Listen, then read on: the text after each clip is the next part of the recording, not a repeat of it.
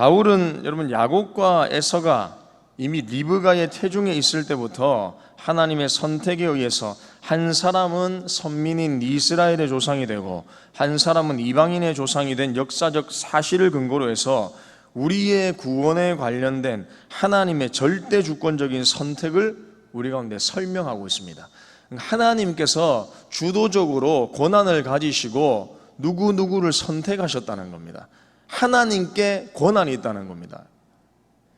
사실 여러분, 우리가 이러한 하나님의 절대 주권적인 선택은 익히 들어서 잘 알고 또 인정하는 바죠. 특별히 대한예수교 장로의 합동 측 개혁주의 신앙 가운데서 반드시 필요한 가르침, 교리 중 하나가 이런 뭐냐?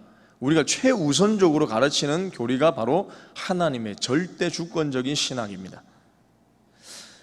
이러한 이야기들을 우리가 생소하지 않게 익히 들었음에도 불구하고 이러한 절대 주권을 우리가 삶을 통해, 고백을 통해 인정하지 않을 때가 종종 있다는 것이죠.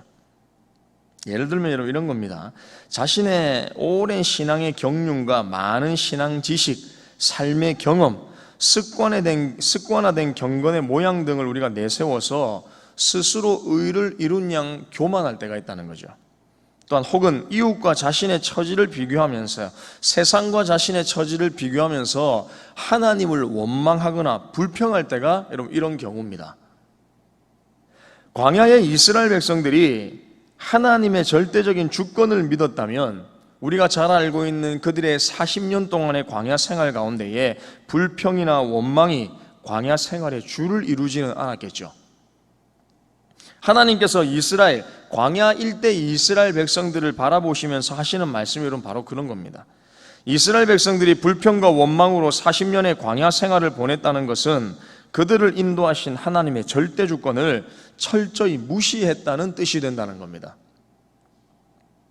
사도 바울이 하나님의 절대 주권을 본문에서 강조하여 가르친 것은 바로 이러한 오류를 미연에 우리 가운데 방지하기 위해서입니다. 너희들이 지금 착각하고 있다, 잘못 알고 있다, 하나님의 주권은 그것이 아니다 라고 우리 가운데에 미리 이야기해 주는 것입니다. 방지하고 있는 것입니다. 본문에서 바울이 말하고자 하는, 그렇다면 하나님의 절대 주권은 여러분 무엇을 강조하는 것일까요? 우리 가운데 어떤 가르침을 말하고 있는 것입니까? 먼저 첫 번째 여러분 살펴볼 것은 하나님의 절대 주권은 불의가 없는 구원의 기초라는 것입니다. 14절의 말씀 우리 다 같이 한번 읽어볼까요? 14절 말씀입니다. 시작. 그런즉 우리가 무슨 말을 하리요? 하나님께 불의가 있느냐? 그럴 수 없느니라. 아멘. 가장 기본적인 하나님의 성품 중 하나가 이런 무엇이냐? 거룩하심입니다. 이 말은 다른 말로 이야기하자면 하나님께서는 불의가 없다는 겁니다. 완전히 의롭다는 뜻이 되는 것이죠. 사실 결과적으로 볼 때 누구는 선택하고 누구는 선택하지 않았다, 이러한 모습만 본다면 하나님이 불공평하고 매우 독단적인 분이 아니시냐라는 반문을 사람들은 제기할 수 있습니다. 세상 사람들은 또한 우리 가운데 그렇게 이야기할 수도 있죠. 너희들이 믿는 하나님은 누구는 버렸고 그럼 누구는 선택했다, 이 불의한 하나님 아니냐라고 말할 수 있다는 겁니다. 그리고 만일 하나님이 인간의 자격이나 조건을 보시고 구원하신 것이라면 이 질문이 여러분 타당할 수 있다는 겁니다. 어떤 사람은 매우 선한데 이 선한 사람을 버렸다, 어떤 사람은 내가 볼 때 매우 악한데 이 사람은 선택했다. 우리가 가지고 있는 행위적인 요소를 보고 인간의 어떤 자격, 구원의 행위를 보고 하나님께서 구원하신다라고 한다면 이 질문이 타당할 수 있다는 겁니다. 그렇다면 하나님 불의하실 수도 있겠구나. 그러나 여러분 보십시오. 구원이라는 것은 하나님의 전적인 자비와 긍휼에 관계된 문제입니다. 15절에서 이렇게 말씀하죠. 긍휼히 여길 자를 긍휼히 여기고 불쌍히 여길 자를 내가 불쌍히 여긴다. 모든 행사가 공의로우신 하나님께서는 모두 죽어 마땅한 죄인들에게 말 그대로 자비를 베푸셔서 그들을 구원하신 것입니다. 이것이 하나님의 구원입니다. 자격이 있어서 우리를 구원하신 것이 아니라 자격 없는 우리를 구원하신 겁니다.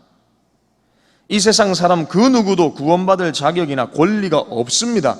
이것을 전제에 두어야 됩니다. 성경에는 인간에게는 의인이 없다고 말씀하고 있습니다. 하나도 없다고 말씀하고 있죠. 하나님의 주권적 사랑과 자비로 말미암아 그분의 선하신 뜻에 따라 택한 자들에게 구원을 주시는 것이 하나님께서 주권을 가지고 구원하시는 사건이라는 것이죠. 따라서 여러분, 인간에게 무슨 공로나 자격이 있어 하나님이 구원하시는 것이라면 그분의 특정한 자들에 대한 구원 행위를 편파적이다 라고 비난할 수 있겠죠. 하지만 전혀 아무런 자격이 없는 자들 중에서 구원을 베푸시는 것이기 때문에 우리는 오히려 어떻게 생각해야 되느냐? 자비로운 하나님의 그 행위에 대해서 찬양하는 것이 마땅하다는 겁니다. 이스라엘 백성들이 여러분 광야 40년 동안의 어려운 고통의 시간들을 보냈지만 자격이 있어서 그들이 출애굽했습니까? 그렇지 않습니다, 여러분. 자격 없는 백성입니다. 하지만 하나님께서 일방적인 선택으로 인해서 이스라엘 백성들을 자신의 백성으로 삼으시고 출애굽시킨 겁니다. 그냥 내버려 두면 애굽의 노예로 살다가 죽어도 괜찮습니다, 하나님의 입장에서는. 그러나 하나님께서는 약속하셨고 선택하셨고 자신의 백성으로 삼으시기로 작정하셨기 때문에 그들을 건지신 것이죠. 그런 와중에 이스라엘 백성들이 40년 동안 광야 생활 가운데에 불평과 원망으로 하나님 앞에 나아갔다는 겁니다. 그래서 여러분, 바울은 우리의 구원에 관해 16절에서 이렇게 말씀합니다. 16절 우리 다 같이 한번 읽어볼까요? 시작. 그런즉 원하는 자로 말미암음도 아니요 다른 박질하는 자로 말미암음도 아니요 오직 긍휼히 여기시는 하나님으로 말미암음이니라. 아멘. 그렇습니다. 우리가 구원받은 것은 우리가 구원받아야겠다고 간절히 바라는 마음에서 구원받은 것도 아닙니다, 여러분. 열심히 힘써 노력한 것도 아닙니다, 구원을 위해서. 오직 우리를 불쌍히 여겨주시는 하나님께서 우리를 사랑으로 인도해 주셨기 때문에 저와 여러분들이 구원을 받았다는 사실을 반드시 여러분 믿으시길 바랍니다. 곧 우리의 구원은 하나님의 절대 주권에 속한 것이죠. 그렇다면 우리에게 있어야 할 것은 무엇이냐? 그 은혜에 대한 감사와 감격만이 우리 가운데 남아 있어야 된다는 겁니다. 저와 여러분들을 구원하신 하나님의 그 구원을 우리가 기억할 때에 남아 있어야 되는 우리의 감정, 우리의 행위는 여러분 무엇이냐? 하나님에 대한 감사와 감격과 찬양만이 우리 가운데 남아 있어야 된다는 겁니다. 구원에서 조금이라도 우리의 공로가 개입되는 순간 여러분 어떻게 되느냐? 우리의 신앙의 감격은 메말라지는 겁니다. 하나님에 대한 은혜의 그 사랑에 대한 감격은 사라지게 되는 것이죠. 무미건조하게 되는 겁니다. 여러분 기억하십시오. 우리의 구원은 하나님의 절대 주권에 속해 있습니다. 구원받을 자격이 없는 우리를 구원해 주신 겁니다. 하나님의 주권으로 구원해 주신 것이죠. 오늘도 감사하며 감격하며 그 은혜를 찬양하며 살아가시기를 주님의 이름으로 축복합니다.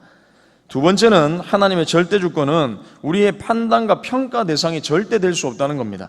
바울은 모든 구원이 하나님의 절대 주권에 속한 일이라면 하나님께서 어떻게 죄인을 심판할 수 있느냐고 항변하는 자들을 예상하면서 20절에서 이렇게 말씀하고 있습니다. 20절 우리 다 같이 한번 읽어볼까요? 20절입니다. 시작. 이 사람아 네가 누구이기에 감히 하나님께 반문하느냐? 지음 받은 물건이 지은 자에게 어찌 나를 이같이 만들었느냐 말하겠느냐. 아멘. 이건 무슨 말입니까? 피조물에 불과한 인간이 감히 창조주 하나님께 항의하며 하나님을 판단할 수 있는 자격이나 권리가 우리 가운데 있느냐라고 반문한다는 것이죠. 22절과 23절에 보면 바울이 이렇게 얘기합니다. 준비된 진노의 그릇과 예비한 긍휼의 그릇에 대해 말씀하시면서 진노할 대상에게 오래 참으시고 또한 영광받기로 예비한 긍휼의 대상에게는 영광의 풍성함으로 알게 하도록 인도하신다는 겁니다. 이것 또한 하나님의 주권입니다. 여러분 다른 사람 생각하지 마시고 나 자신을 한번 살펴보십시오. 나를 생각해 보십시오. 예전에 내 모습 그대로 하나님 나를 내버려 두셨다면 진노받아야 마땅할 대상이죠. 심판의 대상입니다, 여러분. 저와 여러분들은. 24절을 보십시오. 24절에 이렇게 고백합니다. 다 같이 한번 읽어보겠습니다. 마지막입니다. 시작. 이 그릇은 우리니 곧 유대인 중에서뿐 아니라 이방인 중에서도 부르신 자니라. 아멘.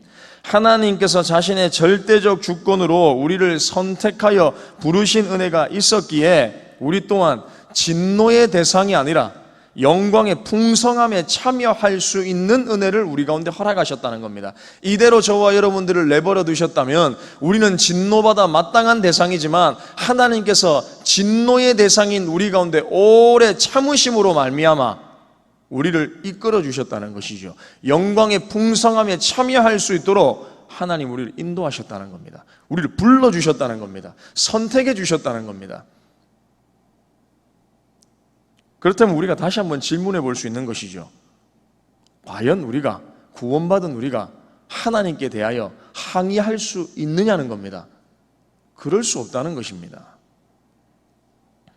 말씀 마무리하겠습니다. 사랑하는 성도 여러분, 우리의 구원, 우리의 인생에 관한 모든 것은 하나님의 절대 주권에 속해 있다는 사실을 믿으시길 바랍니다.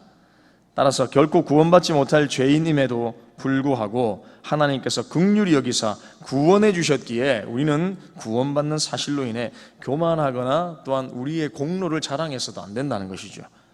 또 하나님의 절대 주권을 원망하거나 불평해서도 안 됩니다. 왜냐하면 하나님의 주권적인 선택 속에는 불의가 전혀 없을 뿐더러 우리는 하나님의 창조물로서 창조주 하나님에 관한 그 어떤 것도 평가할 위치에 우리는 놓여 있지 않습니다. 그런 고난도 허락하신 적도 없습니다. 그러므로 오히려 마땅히 진노받을 내가 하나님의 절대적인 주권을 통해 선택하시고 불러주셨다는 은혜를 기억하고 구원의 영광에 참여할 수 있다는 사실에 오늘도 감사하며 범사에 하나님의 주권을 인정하며 살아가는 저와 우리 동북교회 모든 성도님들 다 되시기를 주님의 이름으로 축복합니다. 이 시간 화면에 나와 있는 기도의 제목 두 가지를 읽고 기도하겠습니다. 시작. 하나님의 절대 주권은 불의가 없는 구원임을 기억하며 불평하거나 원망하지 않게 하옵소서. 하나님의 주권을 평가하거나 판단하지 않고 감사함으로 주권을 인정하며 살게 하옵소서. 아멘. 기도하겠습니다. 불의가 없는 하나님, 거룩하신 하나님, 하나님의 주권 속에서는 어떤 불의도 없음을 우리가 고백합니다. 그 주권을 인정하며 산다고 하지만 우리 속에 있는 불평과 원망이 감사와 감격보다 주를 이루고 있지 않습니까? 다시 한번 오늘의 말씀을 통하여서 하나님 불의가 없으신 그 하나님의 절대적인 주권을 우리가 인정하며 불평하고 원망하지 아니하고 또한 판단하지 아니하며 철저하게 감사와 감격과 그 은혜만을 누리며 그 주권을 인정하며 살아갈 수 있도록 주님께서 역사하여 주시옵소서. 감사를 드립니다. 예수님의 이름으로 기도합니다. 아멘.